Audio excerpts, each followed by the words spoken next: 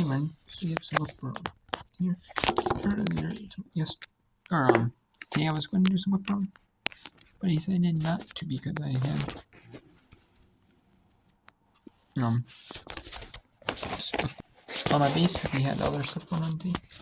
This one I wanted to do that going on. That happened going on. But here we also have some games going right now. So we have let's talk about the games. We have St. Joseph's and St. Bonaventure. And right now in the third quarter, 37-33. I'm gonna do this before watching Minnesota roll for this game. I'm watching Minnesota roll for this game, and then I'm gonna watch some more later in the night afterwards, like the Wyoming by State. Rest of the Air Force, late third, early fourth quarter starts. And Baylor, Utah, Iowa State quarter second half. Utah State, Fresno State, the second and third quarters of that game. And then this first half. And then we have and we have a bunch of games going. Now we have St. Bonaventure game 30-33, St. Joseph 46-3.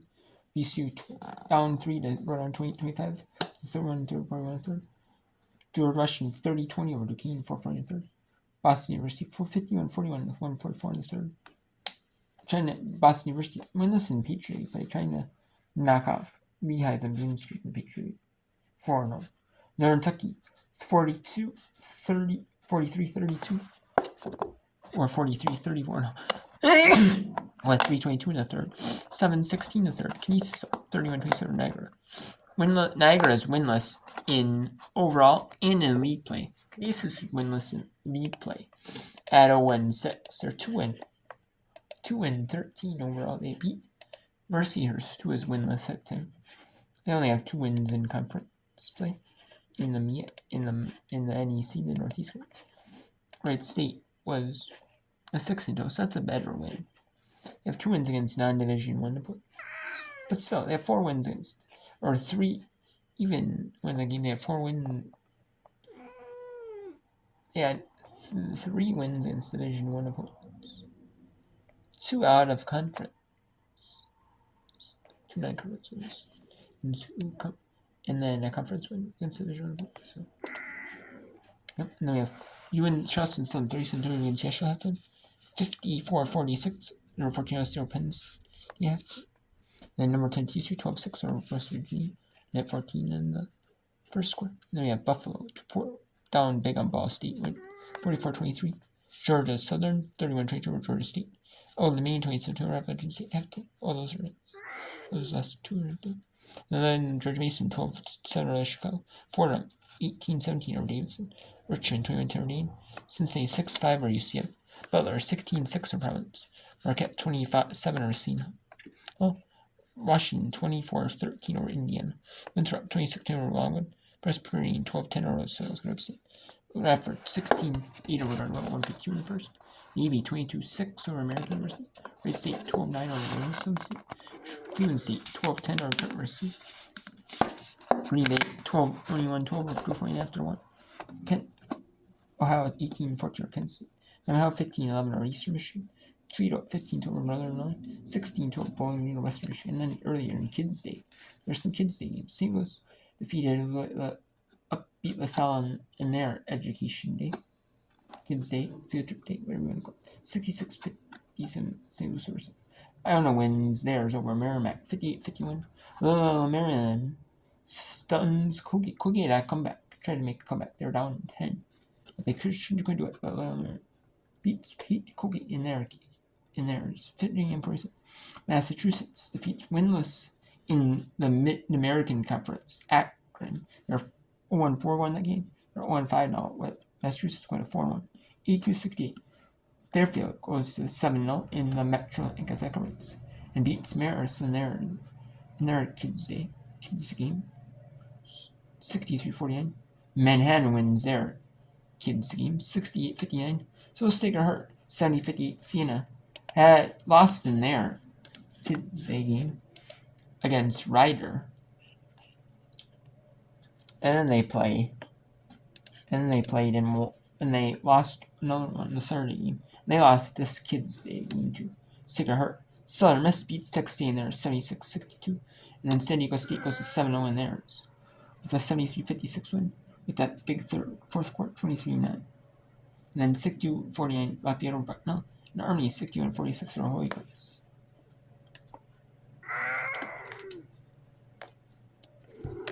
So, yeah.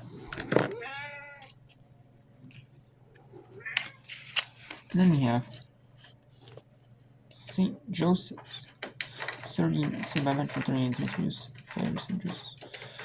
Rhode Island in the fourth quarter. Western University in the fourth. Hey.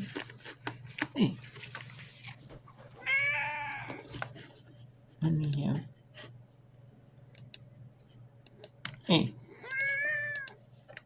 we have Russian Duquesne.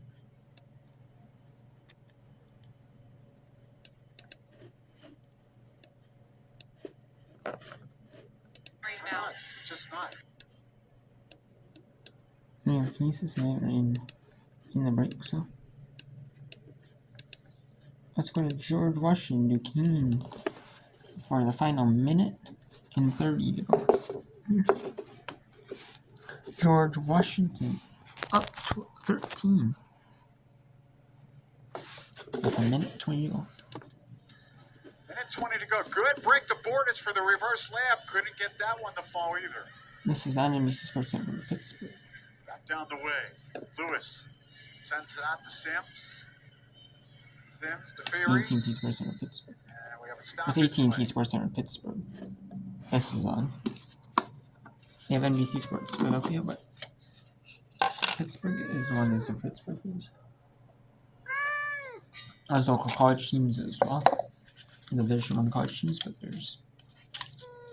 it could be the men's team playing on TV, or the NHL team. They do have the Sportsnet Pittsburgh Plus. Maybe they have men's teams playing on there. That could be cool. So, just fair.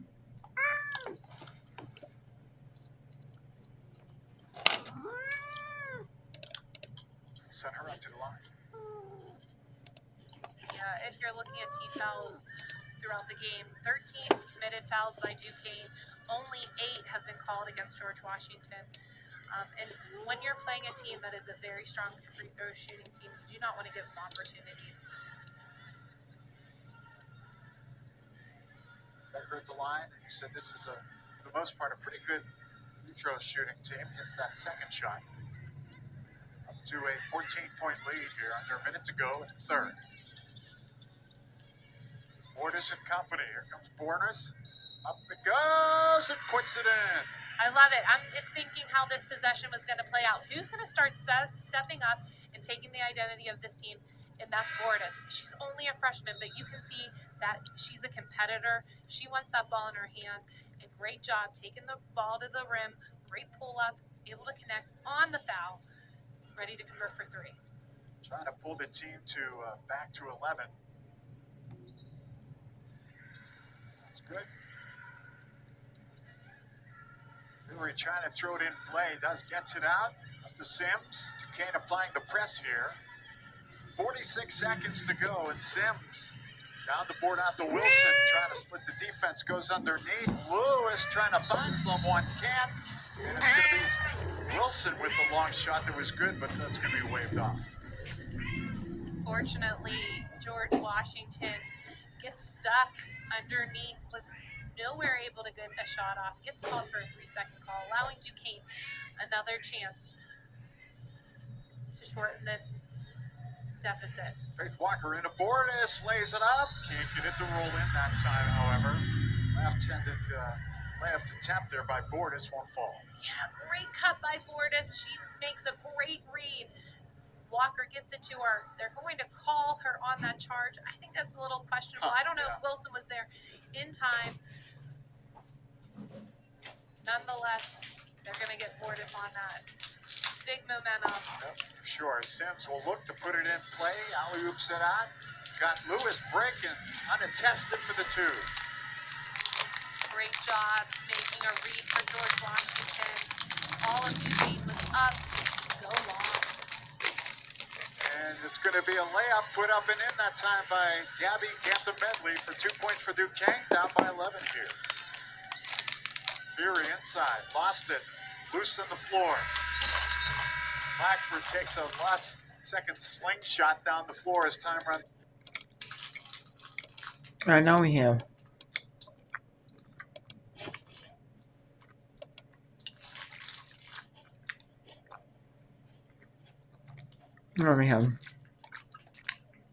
around at VCU.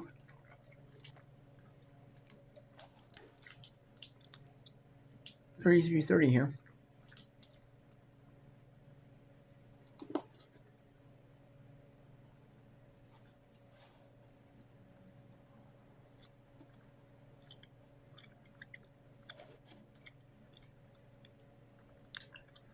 Now we have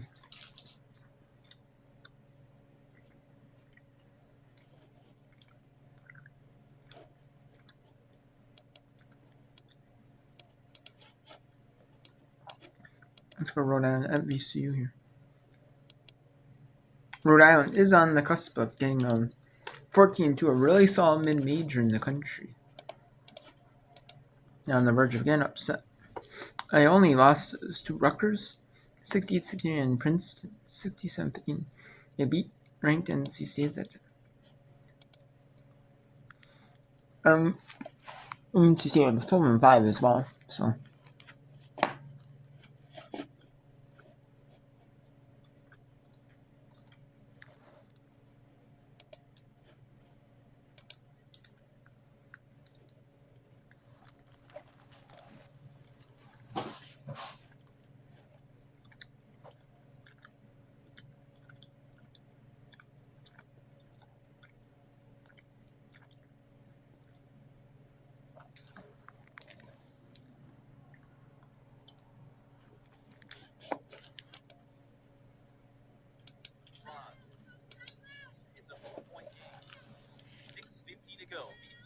Trying to give Rhode Island their first A-10 loss of the season and make it 3 straight for VCU.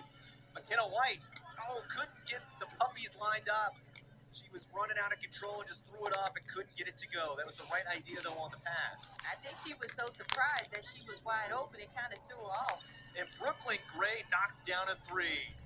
You mentioned Rhode Island was going to go on another run. Could VCU survive it? Right now, it's 37-30. It's back to a 7-point game. I think we got another game here in this fourth quarter because VCU is playing with a lot of confidence right now. And just knowing that, McKenna White hits a 3-point shot. But we talked about she can do that. What an answer from McKenna White. When VCU needs an answer, this game ballooned back out to 7. Now Gray's going to try to make it a 7-point game again. Couldn't get it to go. Scylla with the board. Whistle. A foul going to be called. Kind of admitted, yeah, I did. Yeah. She just wasn't going to give up the easy basket. And you know what? And I'm okay with that. You know, you caught me. You caught me with my hand in the cookie jar. I take that. But as we take a look back here, and Crispin gives that assist to White, the top of the key, all net. Important free throws here for Scylla. This is the first, another one on the way. 4-point game here. 5:59 to go. Now, if this is a miss, Rhode Island has done a very good job on the offensive glass. VCU can't let that keep happening here in the fourth quarter. That is a miss. Zachariah gets the rebound right on cue. Absolutely, and that is a stat that sticks out. Rhode Island right now 12-4 in the offensive glass. Crispin finds Williams. Williams was looking for White. Offensive foul going to be called, and Coach Beth O'Boyle not happy with the call. That foul's going to be called on Zachariah. I need to see that again. I'm not sure. I might be with Coach on this. I'm not sure. Coach O'Boyle pleading her case to the other official. You see the second chance point stats as well. 8 second chance points for Rhode Island, none for VCU. Okay, so as we in the whip around, we have some good games going on here in these women's World Women's Squad basketball. So some good solid games going on right now. So we'll take a look at some more in the next one. The Women's College Basketball Whip Around.